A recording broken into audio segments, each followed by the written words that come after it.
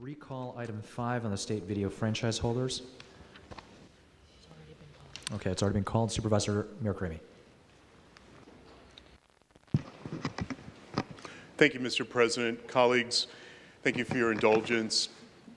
I'm pleased to report that I believe we have constructed a right deal that helps sustain public access for at least the next year, and that the ordinance that is before you requires an amendment because I think of the collaborative effort from the City, Department of Technology, Comcast, with our office, and many of you colleagues in your offices and your input, but in particular because of the vast network of citizen leaders and advocates on behalf of public access and the fine work that certainly they've established in providing the credible excellence to, I think, us being able to fight for the retention of public access has brought us to this position. We will amend down the number from the 3% to 1.15%, and then we will arrange for a contribution from Comcast directly to public access for operational funding. So that operational funding then, I think, would be applied with Comcast's, I think, grant towards the retention of sustained operations. I will ask the Deputy City Attorney to provide, I think, the amended language. Deputy City Attorney. Through the President, Supervisor Mirkarimi's proposed change would appear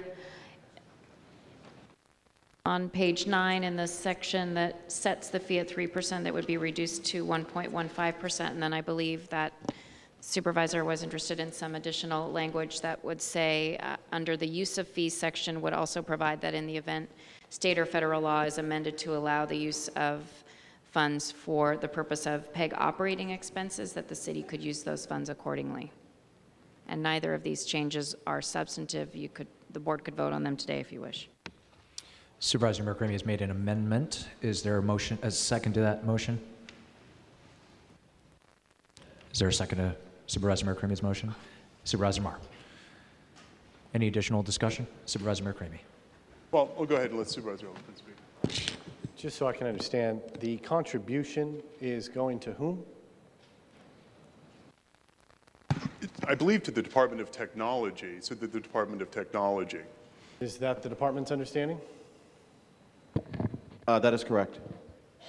And there's nothing about this contribution in an amendment that there's no language like that, right? We're not putting any language in legislation dictating a contribution from a private entity to the city. No? And then the other question, we were told in a couple committee hearings we needed 3%. We needed 3% to survive. Now we're going down to a number 1.15. The justification for 1.15 versus, say, 1.25 or 1.05. What is the confidence you can give me that 1.15 is the right number for operation needs or capital needs? What's the science behind 1.15? Well, I'll be more than happy to defer Department of Technology on this. I believe that we should be able to advocate for as much as we possibly can, but I think the question that remained was, because of DIVCA's ability to usurp our decision on how to apply the money, what would be for capital and what would be for operational. So in order to strengthen our hand on the operational side, this is, I think, the most advantageous deal that we could, I think, strike in order to keep public access alive. At the time they're RFPing right now, the last RFP was $120,000 that they put out there, and nobody answered that RFP. Public access is poised to die by the end of June. And while we might be possibly, whether it's 3% or 2% capital rich, what good is having that capital funds if there's no operational funds in order to keep the operations going? If Department of Technology would like to add to that, please do. Sure. Ron Vincent, Department of Technology.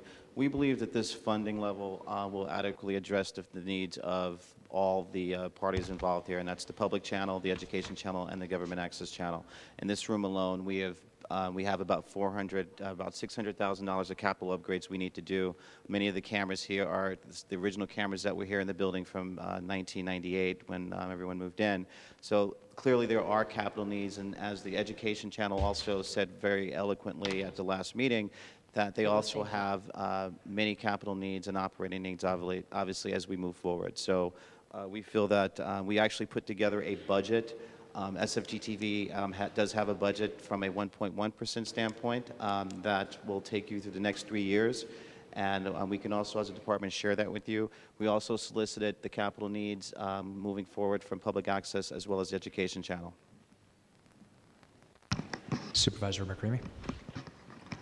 And just to add, we're buying time, if anything, because if anything, this discussion really is about how to continue this to April 2010.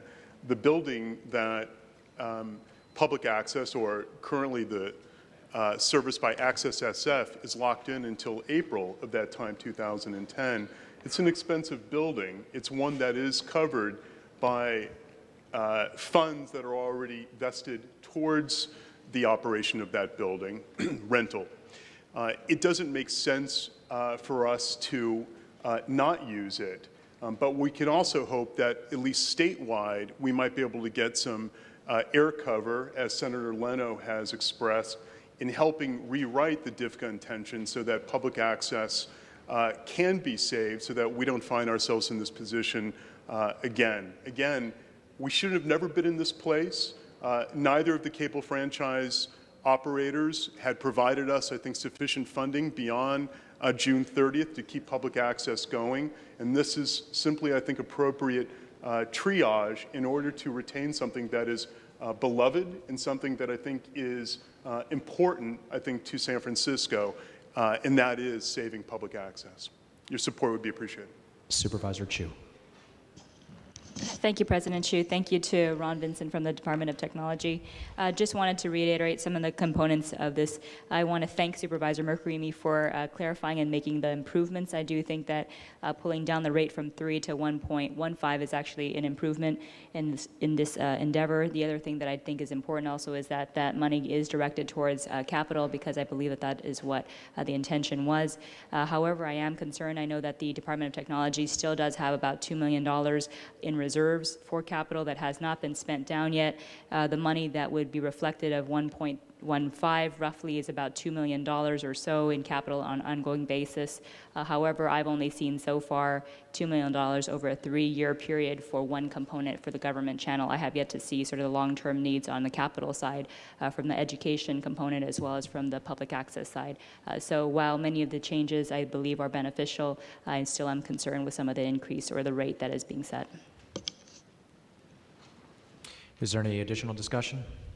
Colleagues, for the motion to amend, could we do that without objection? Motion to amend passes. Roll call vote on the underlying resolution, please.